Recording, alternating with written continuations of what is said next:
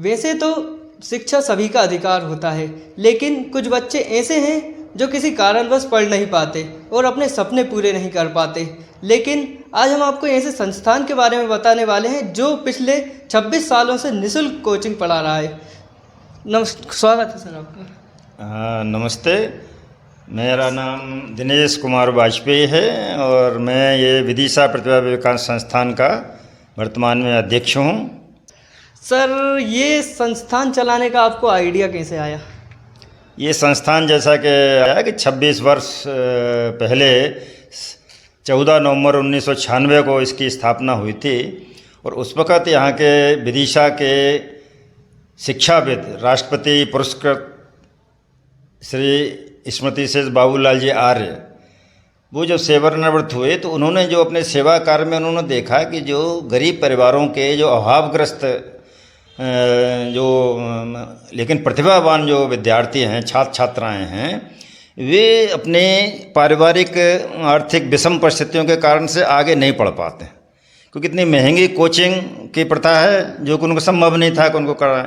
तो या तो वो जो है ज़्यादा से ज़्यादा 10वीं तक गए, छोड़ दिए, पढ़ाई छुड़वा दी। उनको माता पिता भी उनको खास तौर से बालिकाओं को घर बैठा देते थे।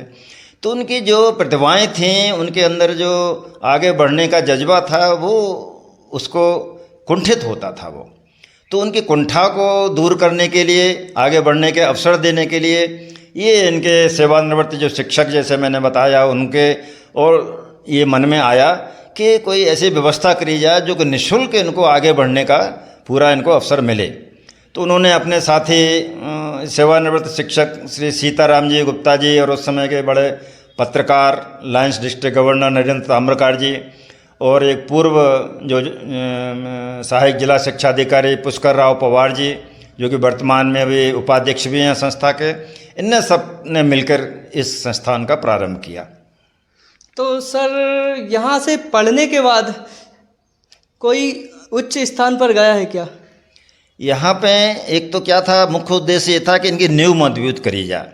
तो पहले सबसे पहले ये कक्षा 6वीं के विद्यार्थियों से प्रारंभ किया, फिर उसको जो है आगे बढ़ते बढ़ते कक्षा 10वीं तक सरकारी हिंदी मीडियम स्कूलों के सरकारी और प्राइवेट सभी स्कूलों के छात्र छात्राओं को और बिना किसी भेदभाव के, बिना चाहे वो किसी भी जाति के हों, किसी पंथ संप्रदाय के हों, चाहे बालक हों बालिकाओं हों, सबके लिए यहाँ पर जो है उनके विद्यार्थियों को यहाँ पर अवसर दिया गया। और ये विद्यार्थी आगे बढ़ के इनको आगे भी इनको सहायता दी गई। जैसे यहाँ पे इंजीनियरिंग में गए बच्चे, पॉलिटेक्निक में गए बच्चे और आगे दूसरे कॉलेजों में भी गए। तो उसके बाद में बच्चे पढ़ लिख कर जो आज वो इंजीनियर भी बने हैं और पॉलिटेक्निक करके ओवरसियर बने हैं और आगे जाके फिर ये कोई MBA किया है, किसी ने चार्टर्ड अकाउंटेंट किया है, कुछ पुलिस विभाग में गए हैं, कुछ राजस्व विभाग में, वन विभाग में और आर्मी तक में जो गए हैं, जो कि कंपनी कमांडर स्तर तक के लोग हैं। तो इस प्रकार से गया है। एक यहीं का विद्यार्थी जो विपुल शर्मा करके हैं, यहीं से पढ़ा उसने, यहाँ पर फिर उन्होंने खुद भी पढ़ाया और आज वो राजस्व विभाग में पटवारी के पद पर विदिशा में ही वो नियुक्त है। और सबसे बड़ी बात यह है कि जो विद्यार्थी आज यहाँ की प्रबंध समिति में भी वो है, तो ये बड़ी संस्था के लिए बड़े गौरव की बात है और वो पूरे समर्पण भाव से ये संस्था के संचालन में सहयोग करते हैं। यहाँ पे रेवेन्यू कहाँ से आता है? ये आपने बहुत अच्छा प्रश्न किया।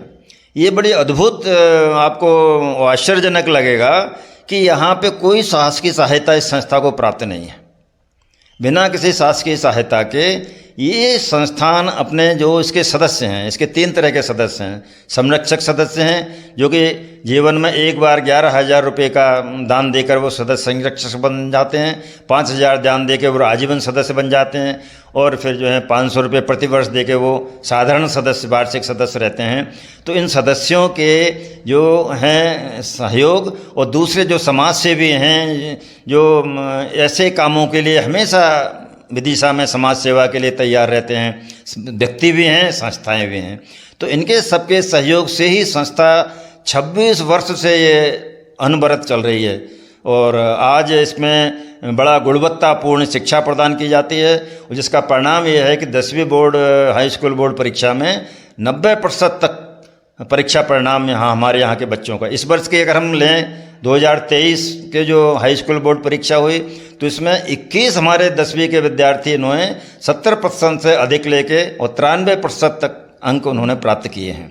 तो इस प्रकार से ये सबके सहयोग से, जन साधारण के सहयोग से, हमारे सदस्यों के सहयोग से, समाज सेवियों के सहयोग से ये संस्था संचालित हो रही है।